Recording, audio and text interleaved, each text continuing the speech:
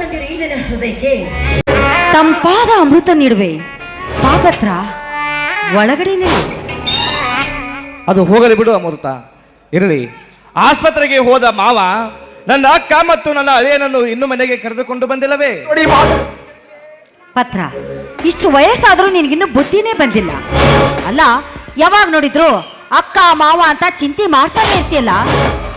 ನಿನಗೆ ನಿನ್ನದೇ ಆದ ಆಶಾ ಆಕಾಂಕ್ಷೆಗಳು ಏನು ಇಲ್ವಾ ಪತ್ರ? ಅಮೃತ, ಏನು ಮಾತಾಡ್ತಾ ಇದೀಯ ನೀನು? ನನಗೊಂದು ಅರ್ಥ ಆಗ್ತಾ ಇಲ್ಲ. ನೋಡು ಅಮೃತ, ಚಿಕ್ಕಂದಿನಿಂದಲೂ ನಾನು ಇಷ್ಟು ಎತ್ತರಕ್ಕೆ ಬೆಳೆಯಬೇಕಾದರೆ ಅದಕ್ಕೆ ಕಾರಣ ನನ್ನ ಅಕ್ಕ ಮತ್ತು ನನ್ನ ಮಾವ. ಅಷ್ಟೇ ಅಲ್ಲ, ಅವರು ನನ್ನ ಪಾಲಿನ ದೇವರು ಅಲ್ಲದೆ ಮೇಲಾಗಿ ನನ್ನ ತಂದೆ ತಾಯಿಯ ಇದ್ದ ಹಾಗೆ. ಅವರ ಜಪ ಮಾಡದೆ ಮತ್ಯಾರ ಜಪ ಮಾಡಲಿ ನಾನು? ಪತ್ರ, ನಾವಿಬ್ಬರು ಕಾಲೇಜಿನಲ್ಲಿ ಕೂಡಿ ಕಲಿತಿರುವಾಗ ನಿನ್ನ ತುಂಬಿದ ತೋಳನ್ನು ನೋಡಿ, ನಿನ್ನ ಮುಗ್ಧವಾದ ಮನಸ್ಸನ್ನು ನೋಡಿ ಸೋತು ಹೋಗಿದೆ ಈ ನನ್ನ ಮನಸ್ಸು. ಪಾಪತ್ರ, ತುಂಬಿ ತುಳುಕುತ್ತರ ಅಮೃತವನ್ನು ಕುಡಿದು ತೃಪ್ತಿಪಡಿಸಿಕೋ. ಬಾಭದ್ರ, ಬಾ. ಅಮೃತ, ಎಲ ಬೆಲ್ಲದ ನಾಲಿಗೆ ಎಂದು ಸಿಕ್ಕಂತೆ ಹೊರಡಾಡಿಸಿದರೆ ಕತ್ತರಿಸಿ ಕೈಯಲ್ಲಿ ಕೊಡುತ್ತೇನೆ, ಎಚ್ಚರ. ದೇವರಂತ ಗಂಡ ಮನೆಯಲ್ಲಿರುವಾಗ ನನ್ನ ಮೇಲೆ ಮನಸ್ಸನ್ನು ಮಾಡಿ ಕಾಮದ ಆಟಕ್ಕೆ ಬಾ ಎಂದು ನಾಯಿಯಂತೆ ಬಗಳ್ತಾ ಇದ್ದೀಯಲ್ಲ. ಪತ್ರ, ನನ್ನ ಮನಸ್ಸನ್ನು ಚೆನ್ನಾಗಿ ಅರ್ಥ ಮಾಡಿಕೋ. ನಾನು ಶಂಕರನ ಮದುವೆ ಮಾಡಿಕೊಂಡು ಈ ಮನೆಗೆ ಬಂದಿದ್ದು ಬರೀ ಹೆಸರಿಗೆ ಮಾತ್ರ.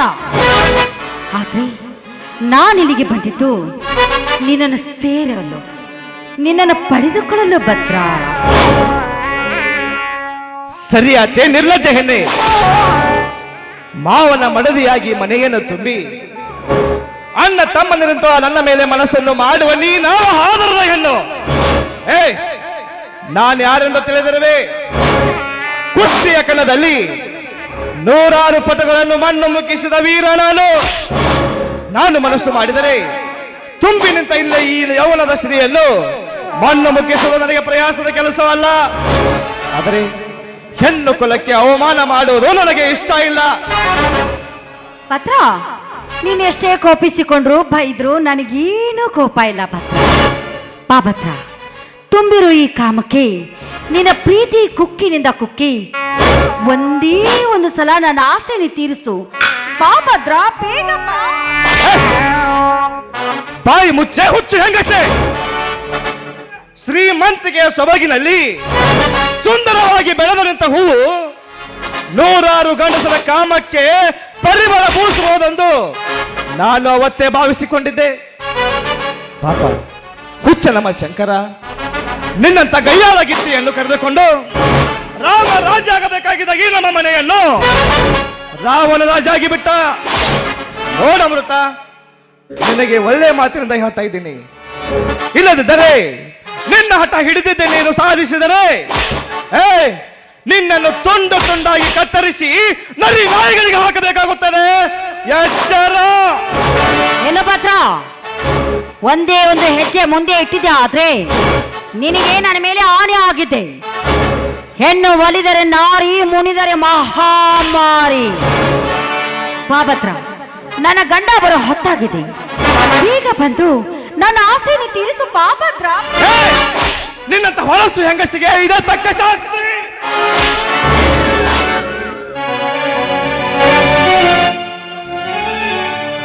ಭದ್ರ, ಏನಿದು ನಿನ್ನ ಘೋರತನ? ಆಯ್ತ್ರಿ, ಎಲ್ಲ ಹಾಳಾಗೋಯ್ತ್ರಿ.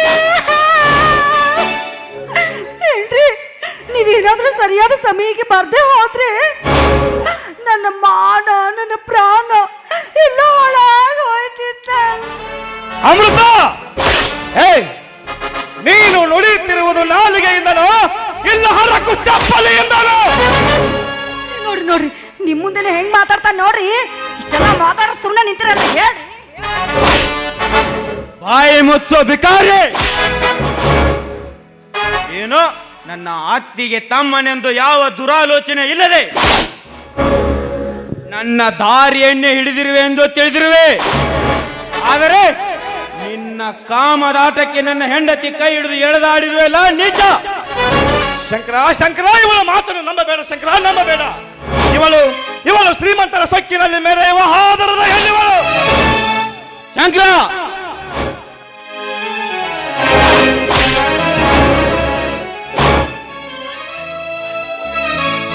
ಬಾಯಿ ಮುಚ್ಚು, ಬಾಯಿ ಮುಚ್ಚು ಬಿಕಾರಿ.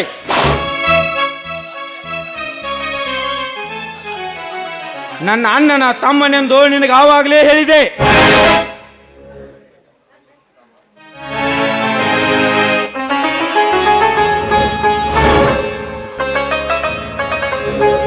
ಏನು ಶಂಕರ, ಏನು ಬಿಕಾರಿ ಅದು ಇದು ಅಂತ ಮಾತನಾಡ್ತಿದ್ದಿಲ್ಲ ಏನು? ಮಾವ, ನಿಮ್ಮ ತಮ್ಮನ ಏನು ಕೇಳ್ತಿರಲ್ಲ?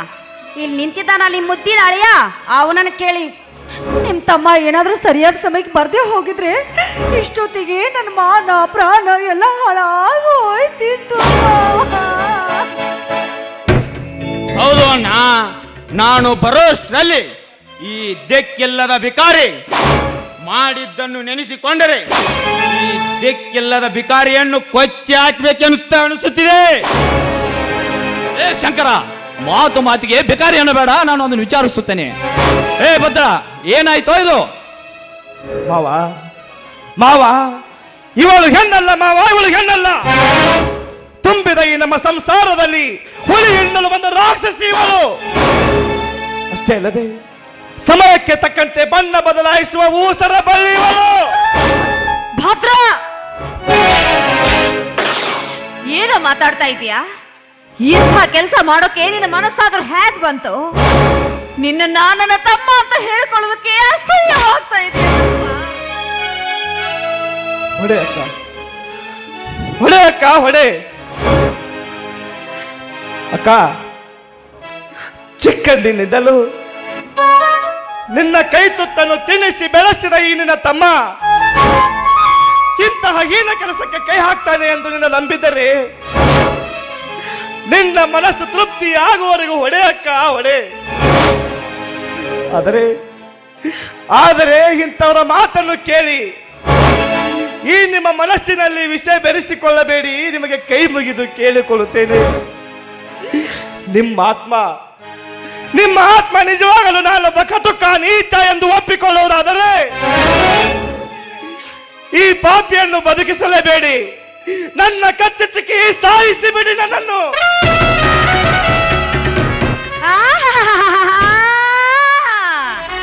ಮಾಡುವುದೆಲ್ಲ ಮಾಡಿ ಹೆಣ್ಣು ಮಾತಾಡ್ತಾನೆ ನೋಡ್ರಿ. ಇವನ್ ಮುಖ ನೋಡೋದಕ್ಕೂ ನನಗಿಷ್ಟ ಇಲ್ಲ.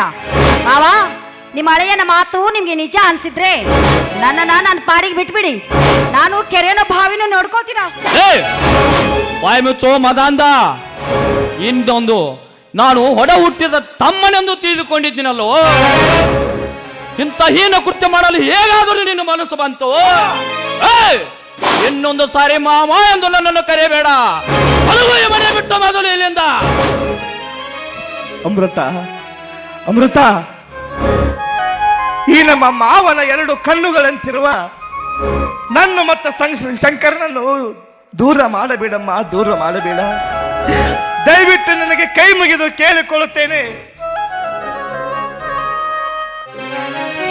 ಭದ್ರ, ನಾವಿಬ್ರು ತಂದೆ ತಾಯಿನ ಕಳೆದುಕೊಂಡು ಬೀದಿಯಲ್ಲಿ ಅನಾಥರಾಗಿದ್ದಾಗ ನಮಗೆ ಬಾಳ ಕೊಟ್ಟ ಮನೆಯಪ್ಪ ಇದು.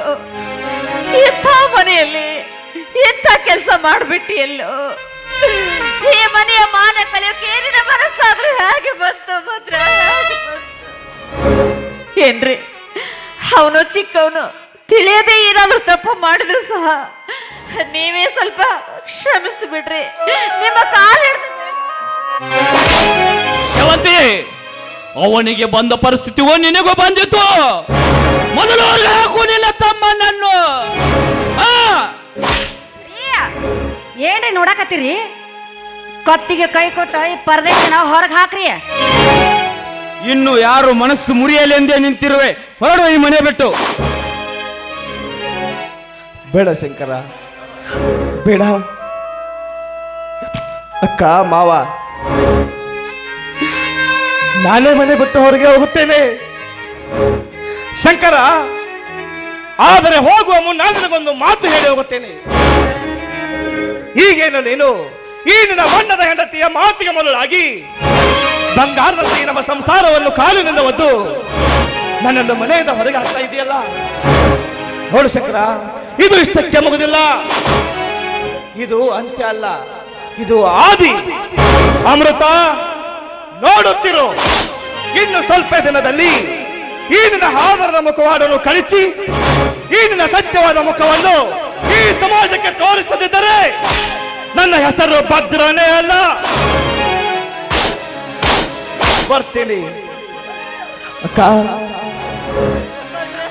ದುಃಖಿಸಬೇಡಕ್ಕ, ದುಃಖಿಸಬೇಡ. ಶಂಕರ ಈಗ ರಾಕ್ಷಸ ಹೀನದಲ್ಲಿ ಮುಳುಗಿ ಅವನು ಕೂಡ ರಾಕ್ಷಸದಂತೆ ವರ್ತಿಸ್ತಾ ಇದ್ದಾನಕ್ಕ. ಯಾರೇನು ಮಾಡೋರಕ್ಕ? ಹಣ ಬರದ ಹೊತ್ತು ಯಾರಿಗೆ ಗೊತ್ತಕ್ಕ, ಯಾರಿಗೆ ಗೊತ್ತು? ವಿಧಿ ಬರದಂತೆ ನಡೆಯಲೇಬೇಕಕ್ಕ, ನಡೆಯಲೇಬೇಕು. ಭದ್ರ ಆಯ್ತಕ್ಕ, ಭದ್ರ ಹೋಗಿ ಬರ್ತೀನಕ್ಕ, ಹೋಗಿ ಬರ್ತೀನಿ. ಸ್ವಾಮಿ ನಗಲೈತಿ ದೈವಾಲಿ ಅಳತೈತಿ ಜೀವಾಲಿ ನಗಲೈತಿ ದೈವಾಲಿ ಅಳತೈತಿ ಜೀವಾಲಿ ವಿಧಿಯಾತ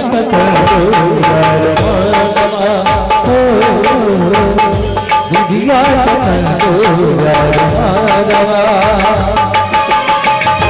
ನಗಲೈತಿ ದೈವಾಲಿ ಅಳತೈತಿ ಜೀವಾಲಿ ನಗಲೈತಿ ದೈವಾಲಿ ಅಳತೈತಿ ಜೀವಾಲಿ ವಿಧಿಯಾತ ಮಾನವ ವಿಧಿಯಾತ ಮಾನವ.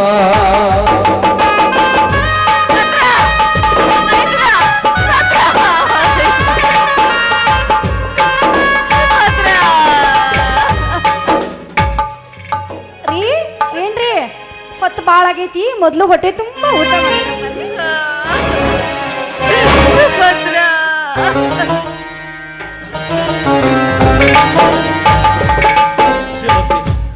ದುಃಖಿಸಬೇಡ ಸೇವಂತಿ, ದುಃಖಿಸಬೇಡ. ನನ್ನ ಹಳೆಯ ಭದ್ರ ಮೇಲೆ ನನಗೂ ತುಂಬಾ ನಂಬಿಕೆ ಇದೆ. ಆದರೆ ಏನ್ ಮಾಡುವುದು? ಇತ್ತ ನೋಡಿದರೆ ನನ್ನ ಅಳಿಯ, ಇತ್ತ ನೋಡಿದರೆ ನನ್ನ ತಮ್ಮ. ಎಲ್ಲಿ ಮನೆ ಎಳ್ಳಾಗಬಾರದೆಂದು ನನ್ನ ಅಳಿಯನನ್ನು ಹೊರನೂಕಬೇಕಾಯಿತು. ಸ್ವಾಮಿ, ನನಗೆ ಯಾಕೋ ಈ ಅಮೃತಾಳ ಕಂಡ್ರೆ ಅನುಮಾನ ಬರ್ತಾ ಇದೆ. ಇವಳಿಂದ ಈ ಮನೆ ಒಡೆಯುವ ಕೆಲಸ ಆಗ್ತಾ ಇದೆಯೇನೋ ಅಂತ ನನಗೆ ಅನಿಸ್ತಾ ಇದೆ. ನನ್ನ ಭದ್ರ ಯಾವತ್ತೂ ಕೆಟ್ಟ ಯೋಚನೆ ಮಾಡೋನಲ್ಲ ರೀ. ಇದೇ ಕೈಯಿಂದ ತುತ್ತ ಮಾಡಿ ಉಣಿಸಿ ಬೆಳೆಸಿದ್ದೀನಿ. ಹೆಣ್ಣಿಗೆ ಗೌರವ ಕೊಡು ನನ್ನ ಭದ್ರ ಇಂಥ ಕೆಲಸ ಮಾಡ್ತಾನೇನ್ರಿ? ಇಲ್ಲ, ಖಂಡಿತವಾಗೂ ಇಲ್ಲ.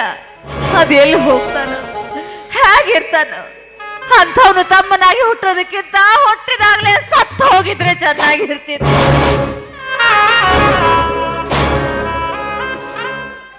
ಹೌದು ಶಿವಂತಿ, ನೀನು ಹೇಳುವ ಮಾತು ನಿಜ ಇದೆ. ಆದರೆ ಇಂಥ ಕೆಲಸವನ್ನು ಮಾಡಲು ಎಂದು ನನ್ನ ಭದ್ರ ಇಂಥ ಕೆಲಸ ಮಾಡುವುದೇ ಇಲ್ಲ. ನನ್ನ ಒಡ ಹುಟ್ಟಿದ ತಮ್ಮನ ತರ ನಾನು ಅವನು ಬೆಳೆಸಿದ್ದೀನಿ. ಎಂದಿಗೂ ಇಂಥ ಕೆಲಸ ಮಾಡಿಲ್ಲ, ಮಾಡುವುದೂ ಇಲ್ಲ. ನೀನು ಹೇಳಿದ ಹಾಗೆ ನಮ್ಮ ಮನೆಯಲ್ಲಿ ಏನೋ ಒಂಥರ ನಾಟಕ ನಡೆದಿದೆ. ಏನು ಮಾಡುವುದು? ಮುಂದೆ ಅಡವೆ ಸಿದ್ದೇಶ್ವರನೇ ಇದೆಲ್ಲ ಕೂಡಿದೆ. ಹಾ ಶಿವಂತಿ, ಮಗು ಯಾಕೋ ಅಳ್ತಾ ಕಾಣ್ತಾ ಇದೆ. ತೆಗೆದುಕೊಂಡು ನೀವು ಒಳಗೆ ನಡಿ, ನಾನು ಸ್ವಲ್ಪ ಹೊರಗೆ ಹೋಗಿ ಬರ್ತೀನಿ. ಕುಡಿಸೋನು ನೀನು ಕುಡಿಯೋನು ನಾನು, ನಗಿಸೋನು ನೀನು ನಗುದೋನು ನಾನು, ಕುಣಿಯುವುದು ಗತಿಗಳು ತಿಳಿಗೆ ವಿಧಿಗೆ ವಿಧಿಗೆ.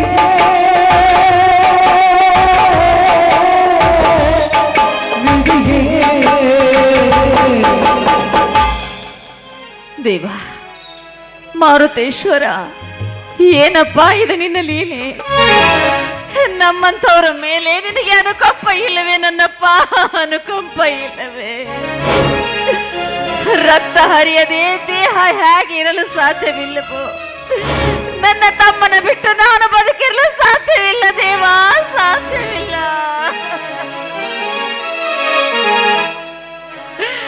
ನನ್ನ ತಮ್ಮ, ಇದೇ ನನ್ನ ಕೈಯಾರೆ ತುತ್ತುಂಡು ಬೆಳೆದ ನನ್ನ ತಮ್ಮ ಇವತ್ತು ಇದೇ ಕೈಯಿಂದ ಹೊರದೂಕುವಂತೆ ಮಾಡಿಬಿಟ್ಟಿಲ್ಲ ದೇವಾ.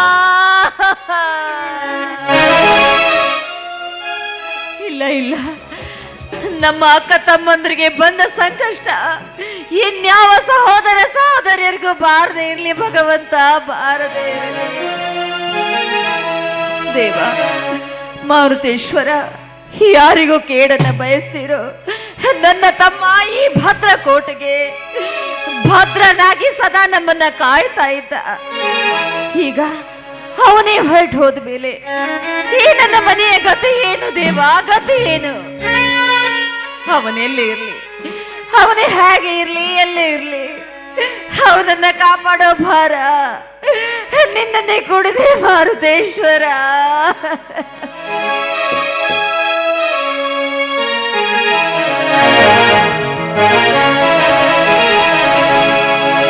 ನೀ ಕೊಟ್ಟ ಪ್ರಾಣವನ್ನು ನಿನಗಾಗಿ ನೀಡುವಾಗ